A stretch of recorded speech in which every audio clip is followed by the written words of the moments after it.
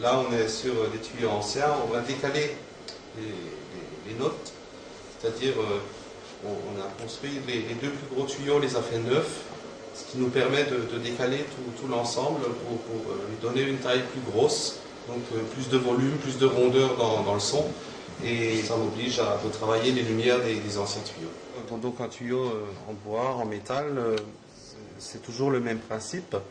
Il marche avec du vent, comme une flûte.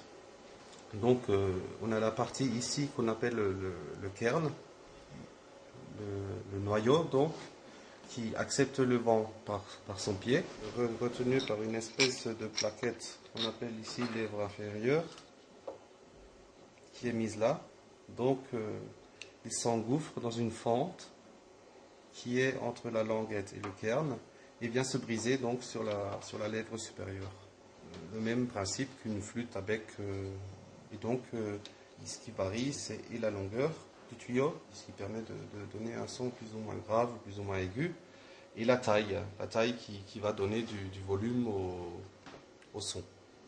On a pour habitude, mis à part la montre, donc les tuyaux qui sont en façade, les gros tuyaux pour des soucis et de tenue, et puis économique aussi, sont faits en bois.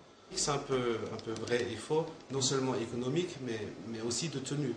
Vous imaginez bien qu'un tuyau en bois qui va faire 5 mètres de haut, quand on le fait en métal, il aura beaucoup plus tendance à s'affaisser, alors qu'en bois, il restera debout, il restera là, il ne bougera pas. Donc c'est technique et économique. Donc un tuyau qui est fini, composé de ces différentes pièces. On a donc ici le tampon, le corps, la lèvre supérieure, le cairn, la lumière. Puis on peut le faire marcher. Voilà, donc on rajoute la lèvre inférieure, on souffle dedans. Ça a une belle sonorité bien ronde qui va voyager cet automne-là, qui va rejoindre Cannes. Donc on a un bon voyage. Voilà, donc ce matin c'est premier départ pour Cannes.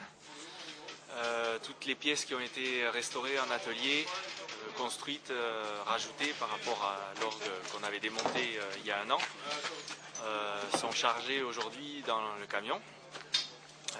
En fait, il y aura une deuxième expédition qui aura lieu d'ici un mois avec la totalité de la tuyauterie en métal qui est encore en cours de finition.